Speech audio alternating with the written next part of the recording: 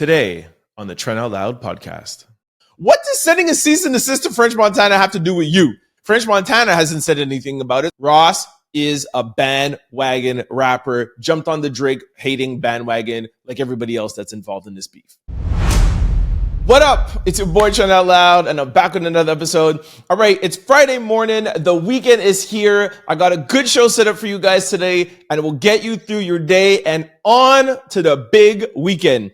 All right, I got two lead stories for you guys. We're going to talk about NBA YoungBoy's 63 charges, and then we're going to talk about Kanye West being a suspect in an investigation. Then I got quick news. Larry Jackson talks about Drake, GloRilla's police cam video being leaked, and then we're going to talk about Shyne blaming Diddy for a shooting.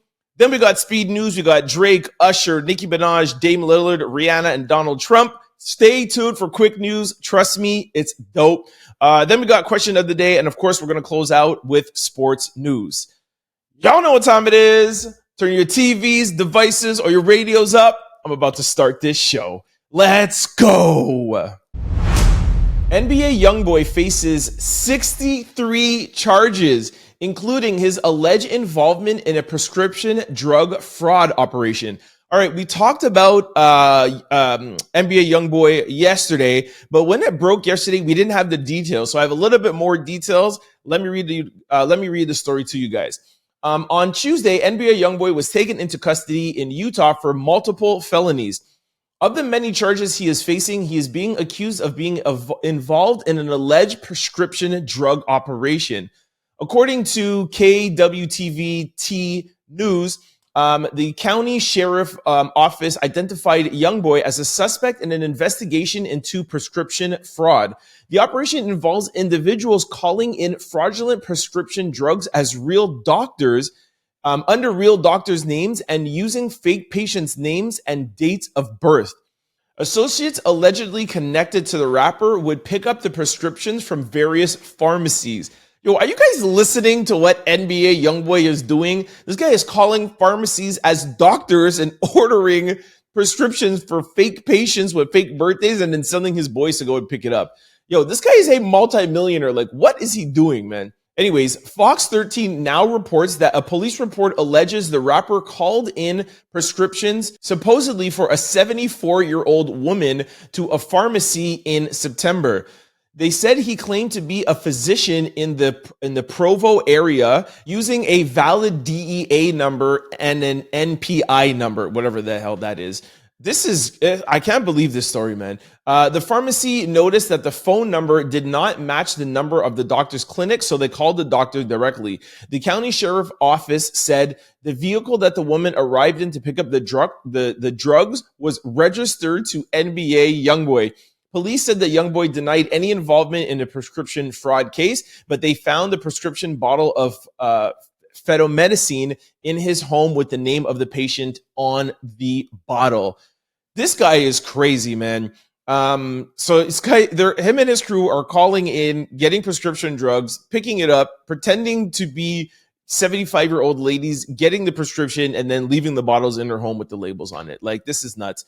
Like I said yesterday, somebody in YoungBoy's camp, this guy has managers, he has lawyers, he has a whole team of people. And I understand YoungBoy's crazy, don't get me wrong, but somebody in the camp somewhere needs to get a hold of him and get him into rehab. Like, this is crazy. I have to put aside some of my anger and understand that it's an addiction. So even like when I said, like, I can't believe he's doing this, he's a multimillionaire, like, what is he doing? I have to be honest and also remember the fact that when you are a drug addict, you obviously don't do things that normal people will do. So I have to say that. But most of my disappointment and my anger is going to the people around him, not necessarily just him, but the people who are supporting this habit and helping him. His boys going there, pretending to be people who they're not to pick up so that he could get these drugs. Like, to me, it's crazy. Somebody in YoungBoy's camp needs to help him. He is a young, talented rapper, and somebody needs to help him. All right, in our second lead story, Kanye West's chief of staff, Milo Yiannopoulos, sorry if I'm pronouncing his name wrong, releases a statement addressing the incident that occurred with Kanye West's wife. Her name is Bianca. Milo says that Bianca was battered and sexually assaulted. Okay, so before I continue on with the story, I just want to remind you guys that Kanye West is reportedly named as a suspect in a battery case. Ye allegedly struck a man who grabbed his wife Bianca. If you guys missed the show yesterday, okay. So Kanye West is a suspect. He's a suspect in a battery case for hitting this guy. But now Kanye West's chief of staff is releasing a statement letting us know why Kanye West punched the guy. Okay. A stranger grabbed his wife in a grotesquely inappropriate way. Bianca, Kanye West's wife, was physically assaulted. The assailant didn't collide into her because the assailant is just saying, hey, I just ran into her. He is saying that he did not just collide into her. He said he put hands on her. He put hands under her dress, directly on her body, grabbed her waist, spun her around, and then blew her a kiss. He says that that is battery and sexual assault. So it's turning into like a he said, she said thing. I'll read you about this. Read you a little bit of the story, and then I'll let you know my take. Kanye West Chief of Staff Milo releases a statement addressing the incident that occurred with Bianca. He claims that Bianca wasn't simply grabbed by an unnamed man, but she was battered and sexually assaulted as well. So this is a he said, she said thing. The guy is saying, hey, I just bumped into her. Kanye and Bianca are saying, nah, bro, you didn't just bump into me accidentally. You purposely ran into me, and while you ran into me, you grabbed me up, you put your hand under my dress, and then after it all happened, you blew me a kiss. My whole thing is that if this happened in public, Kanye West is one of the biggest celebrities in the world. If Kanye West is in the public, somebody was recording the incident. So I'm waiting for the video to leak. And not only if somebody wasn't recording, if they're in a public area, there's always surveillance cameras everywhere. So it's not like this happened like in a back alley. Like I'm sure there's going to be video surveillance that's going to be leaked somewhere. And I bet it's probably something in the middle. I don't see how somebody could run into somebody and while you're bumping into somebody, do all of these things, putting your hand up someone's skirt, doing all of these things or whatever. But if that is the case, obviously, then Kanye West has every right to punch this man out. I mean, come on, this guy's grabbing up his waist. Of course, you got to punch the guy out. So we'll see. The story is still developing. We'll see what happens. But my whole take is everybody should just calm down because this is going viral online. Everyone's talking about it because, of course, it's Kanye West, and Kanye is always in the wrong. People are always like, Kanye's crazy, Kanye's this or whatever. But let's wait to see if somebody has video of this incident before we judge Kanye or before we even judge this guy. I'm telling you, I've been doing this a long time. Video was going to come out. You know when I have it, I'll have it up on my YouTube page and I'll talk about it. So stay tuned. I'm sure this will come out next week. All right, this brings us to quick news. Ring my bell. Gamma CEO and co-founder Larry Jackson confirms Drake did send French Montana a cease and desist letter.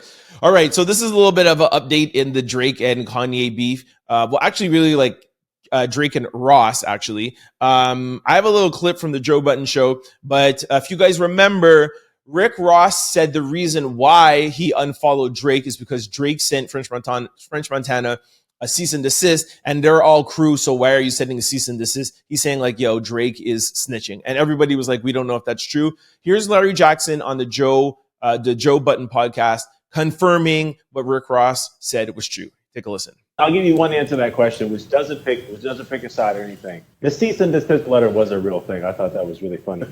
But I don't know why. Why would I send my friend a cease and desist? We all have different senses of humor. You know what I mean? I thought it was funny. I don't think anybody was really trying to be nefarious. I just thought it was a joke. You see, so, okay, it is true, but then Larry Jackson is saying that it was a joke. So why is Ross using that as an excuse to unfollow Drake? This is like I said from the beginning, yo, Ross and ASAP and everybody else has had issues with Drake for years. And then when Kendrick, Metro, and Future decided, hey, we're going at Drake, these people that didn't have the guts before to be like, yo, I want to go after Drake, just jumped on the bandwagon, and Rick Ross doesn't want to, of course, seem like he's bandwagoning. So he's like, yo, actually, the reason why I'm mad at him is because he sent this cease and desist to French Montana. What does sending a cease and desist to French Montana have to do with you?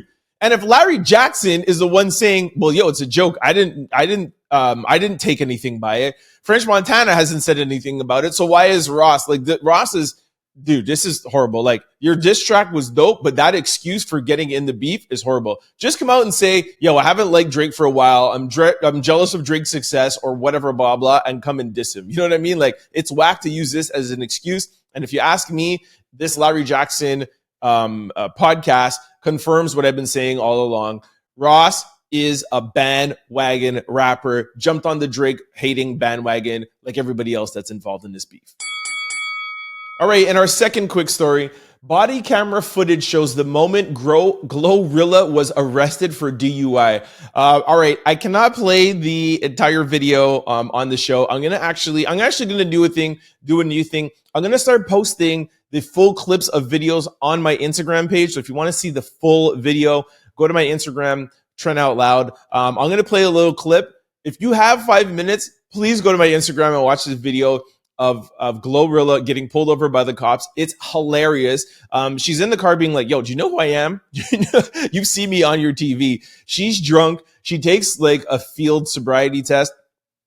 By the way, I don't know why they do that in the States. How come here in Canada we don't have field sobriety tests? For those of you who don't know what a field sobriety test, it's like follow my finger, walk in a straight line, stand on 1 foot, hop. And then if you fail the test, they bring you in. Here in Canada, you blow in a breathalyzer, you fail, they bring you in. So anyways, I don't understand what the whole field sobriety test is, but it's hilarious to see her like totally drunk, trying to do, she actually doesn't do so bad in the test, but you could tell the way how she's speaking that she's friggin' drunk and high. It's actually really hilarious. I'm going to play a little clip for you now. Take a listen.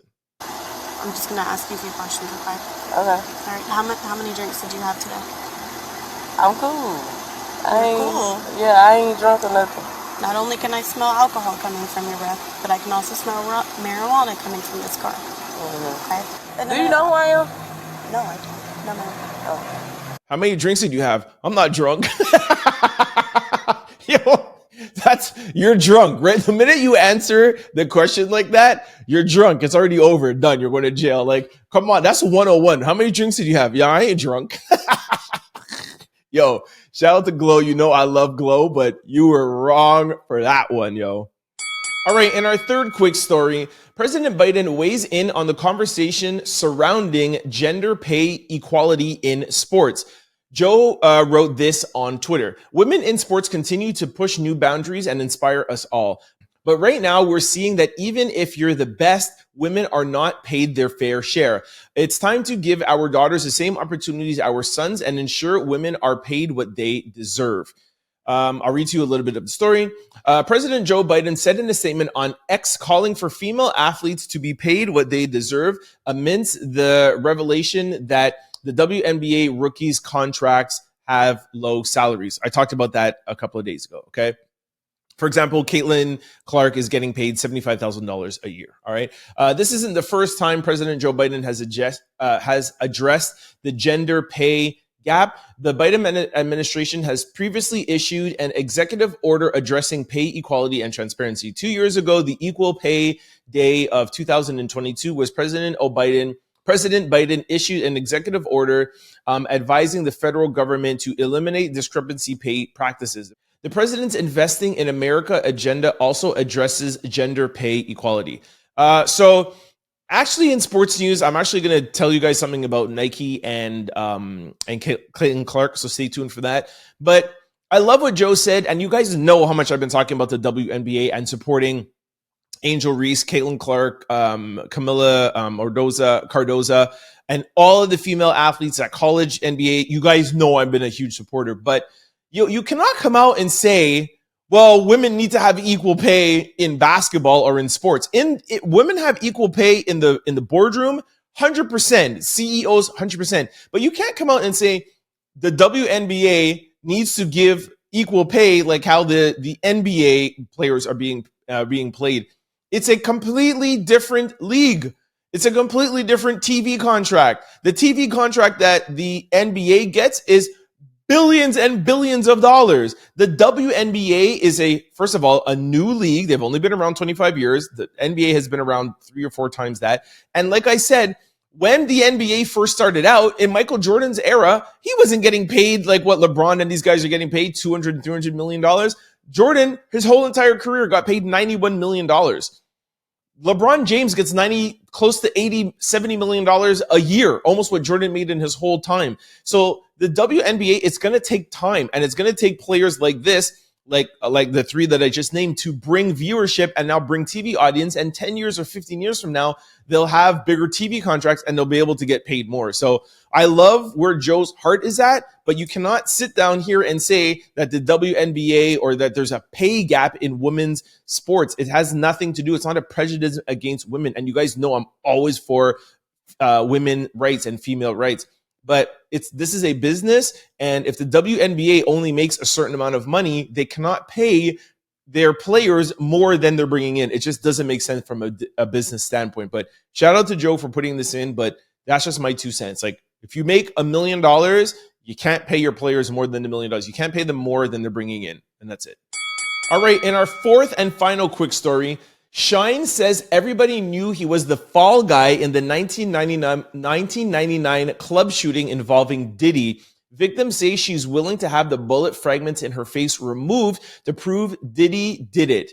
And she wants the case reopened. So, all right, before I read you the story, just to remind you guys, Shyne was signed to Bad Boy. If you guys remember, Diddy, Shyne, and J-Lo were in a club in 1999. There were shots rang out. A girl got shot in the face. Everybody thought that it was Diddy who did it, but Shyne actually went to jail for 10 years for it, okay? Here's a little clip of Shyne now. This is close to 25 years later. He's in an interview I don't know what the interview is for, because he's in like Belize now or somewhere. He's like the president of somewhere, and somebody's asking him some questions. This is what Shyne had to say. I've been saying this all along. Everyone knew all along that I was the fall guy, but the victim is telling you who did what. Is she accurate, sir? I'm not going to get into that. All right, so there's actually a long story to here. To this, I will not read the whole thing to you. I'll just read the ending part, which I thought was actually important. Shyne says, as a young man, he chose not to snitch and doesn't need to snitch today because the victim is telling you exactly who shot her. I'm just saying that I maintained my innocence all this time. I said I was defending myself. I didn't get into who did what, but the victim is telling you who did what and another. And I understand that there are other witnesses. So, you know what I mean? Like, it's like, hey, I took the fall for Diddy back then. Diddy probably paid him to take the fall. And now he's going to try to come back out and like reopen the case. What's it really going to change? I mean, it will take like I think it could maybe take the conviction off his record, but he already served the time. So I really don't understand why Shyne is doing this, but hey, I just, I don't understand why he's doing this, but he's doing it anyway. All right, this brings us to speed news. Ring my bell. Drake comments under a message from DJ Head about his alleged response to a recent rap beef. Drake commented, use me as a they have nothing to drop button. All right, so let me give you guys a little bit of context. DJ Red posted this. He said, the Canadian responded, that was in quotations, after over a decade of being dared to come outside. Still, he has yet to officially claim his response. He's now taunting in an attempt to garner a reaction. If you enjoy microwave meals, that's on you. We preferred cooked food on this side. So obviously he's talking about the Kendrick and Drake beef. He's saying, hey, Drake took forever to respond, 10 years, which is not true because Drake and Kendrick have been going back for the past 10 years. And now he's saying, if you want a microwave meal, we prefer cooked meals, saying that Drake dropped his diss track on Saturday. Today now is Friday. We haven't replied yet, but that's just because we don't make microwave meals. We take a long time to prepare our meals. So Kendrick is going to take his time to respond. And, Drake is just doing his job. Drake is trying to push Kendrick to drop a diss track. So Drake wrote underneath the comment, he's like, hey, use me as a they got nothing to drop button. So Who knows? Does Kendrick have something? Does he, Joe Budden said he has a nuclear weapon. When is he going to drop it? I feel like it might be coming out soon. I think it might actually come out this weekend because like Charlemagne said the other day, the longer Kendrick takes to drop, the more anticipation builds, is the harder it's going to be to have an impressive track. Because people are going to be like, bro, it took you 3 weeks to come with this? Like, it's not that great. That's why Rick Ross's track is so dope, because he came back literally 3 hours after Drake dropped. So you get props for coming back that quickly. No Diddy. So anyways, let's see if this weekend passes and Kendrick doesn't drop still. And then we'll see. But Drake is out here taunting Kendrick Lamar, pushing him and his whole team to drop. All right, in our second speed story, all right, this is another funny video of the day. Again, go to my Instagram page to see the full video or go onto my YouTube page. But Latto was out at a party, I think it may be a strip club, with Usher and Kevin Hart. And she tweeted, there's like 5 funny things about this video. It's so funny. It's such like an awkward video. Kevin Hart is like, he looks like he doesn't want to be there. Latto is rapping to Usher. Usher's kind of like not understanding what's going on, what the words that it's just, you can't describe it. You have to see it. I'll play a little bit of it here, but trust me, go to my YouTube channel and watch the video. It's funny. Take a listen. Like I said, if you're listening to this on CFQR, you can't really get the context. All you hear is music, but trust me, go see the video. It's like Latto is out with her 2 like uncles that don't know what's going on. It's hilarious to see Usher and Kevin Hart that way. Just go check out the video. All right, in our third speed story, Nicki reveals that Travis Scott, Sexy Red, and Chris Brown are going to be featured artists on FTCU Remix. All right, I am here for that. Y'all know I've been following Nicki for her tour. By the way, yesterday she was in Toronto. Y'all let me know, anybody in Toronto, all my Toronto peeps, let me know how the concert was. The day before, she was actually in Montreal. I heard she showed up late. She had problems at the border. So shout out to Nicki Minaj. She's on the Canadian leg of her tour. But while she's on her tour, she is still out here working her music and letting us know that a remix is coming soon. Travis Scott, Sexy Red, and Chris Brown on a Nicki track. That's going to be dope. Look out for it. All right, in our fourth speed story, Lillard, the estranged wife of NBA star Damian Lillard, comments on GloRilla's recent arrest. This is hilarious. As I told you guys earlier, Glo was arrested. Everyone's making fun of her online. So Dame's estranged wife wrote, GloRilla arrested for DUI, and she wrote, free Glo Lillard, hashtag my sister wife. If you guys remember, during the All-Star weekend, GloRilla took a picture with Dame Lillard and was like, hey, I don't know whose husband this is, but I want him, and I don't care who she is because she can't beat me up. So Glo like shot her shot at Dame, and now his wife, who he's divorcing, is like, hey, free my sister wife. It's actually just really funny. Again, go to my YouTube page and see the post that she made. But Dame is having GloRilla and his ex-wife kind of fight over him a little. And it looks like his wife is kind of accepting her because that's what his sister wife is, right? So shout out to Glo and Dame's wife. All right, in our fifth speed story, Rihanna says that now that she's a mom, her fashion icks are exposing nipples or panties. She said, I know it's going to sound hypocritical, but all right, before I read the rest of it to you, I have a clip. You can hear Rihanna talk for herself. Take a listen. Fashion ick? It's going to sound hypocritical, but I have my nipples out, I have my panties out. But now those are the things, like, I guess as a mom, it's like, oh my God, I really did that? Nips out? I don't know how I really feel about this. I feel like just because you're a mom, it doesn't mean you can't be sexy or be in your panties. You know what I mean? But I mean, who am I to tell somebody what their icks are? You know, I'm not too sure if she's trying to say that's an ick like of other people, like she doesn't like other people doing it, or it's an ick of like, I can't believe I did that. I'm not too sure, so I don't want to judge. But yeah, I just feel like that moms out there should be still sexy and should be still celebrated. Like motherhood is beautiful. It's a blessing. So I don't think that you should stop being sexy once you're a mother. I don't agree with that. But that's just my take. What do I know? I'm just a man. All right, in our sixth and final speed story, Donald Trump Jr. says his ex-wife was close friends with Kim Porter, and she's always expressed how afraid she was of Diddy. He says, and I quote, "It was a lot of weird-ish going on. She was always in fear of something happening." Crazy. I don't know why everyone's talking about Diddy. I think people are a little bit tired of the Kendrick and Drake, so they're like, hey, let's start talking about something else, and going right back to talking about Diddy. But anyway, here's a little clip of Don Jr. By the way, he was on Academics live stream on Rumble. So shout out to Ac for landing this interview. It's out there. I've kind of watched half of it already, but actually I even saw this part of it. But anyways, here's a clip. Take a listen. My ex-wife she was a model in New York. She was really good friends with Kim Porter, who was Diddy's wife. The one who died at 47 from pneumonia. And I was like, that's what when that happened, she goes, something's up with that. I go, what do you mean? She's like, oh, dude, Kim used to tell me, like, she was really afraid of him. For those of you who are not seeing the video, when he says pneumonia, he's like died from pneumonia, and he puts air quotes up. So yeah, I don't know how they got talking about Diddy. Oh, they're talking about the raid on Mar-a-Lago, and then they started talking about the raid on Diddy's house, and then he just threw that out. I think this might like spur up the Diddy conversation again, but I don't think he intentionally meant to throw him under the bus. But you know how things are viral. Anyways, it's a whole 2-minute clip.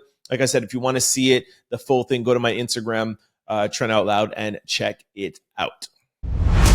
All right, this brings us to question of the day. All right, I got honestly maybe one of the best questions of the day. I love this one. If you were giving $1 million to hide a paperclip from a detective, and he has 7 days to find it, where would you hide it? When I saw this, I was like, what? Hide a paperclip? And the answers are funny. The comment section is hilarious. I am Clouds 74 wrote, in a jar of paper clips, he doesn't know which one it is. This is brilliant. I think that's actually really smart. Somebody else wrote, doesn't matter. Give me $1 million to hide it. My job is done. I didn't even realize that. You're given $1 million to hide a paperclip from a detective. He has 7 days to hide it.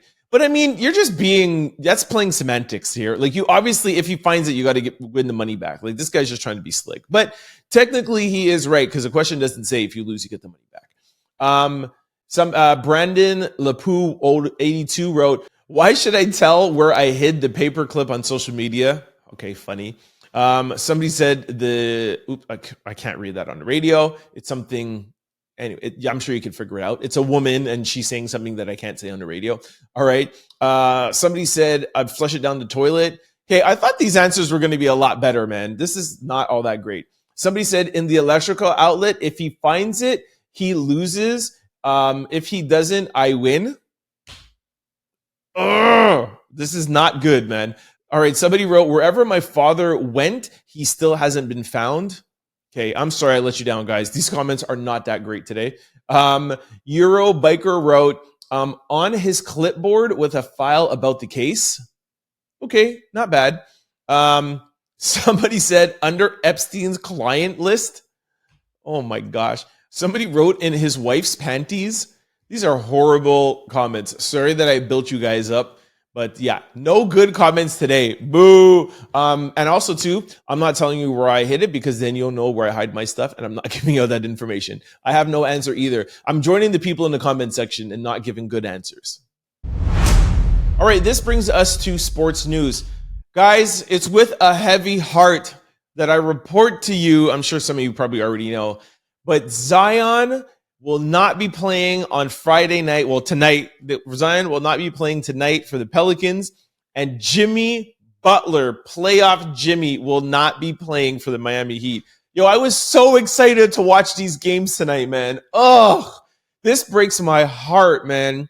I have a little bit of the story. I'll read it to you very sadly. With Zion William and Jimmy Butler both ruled out for the play-in game, could either of their teams secure a win?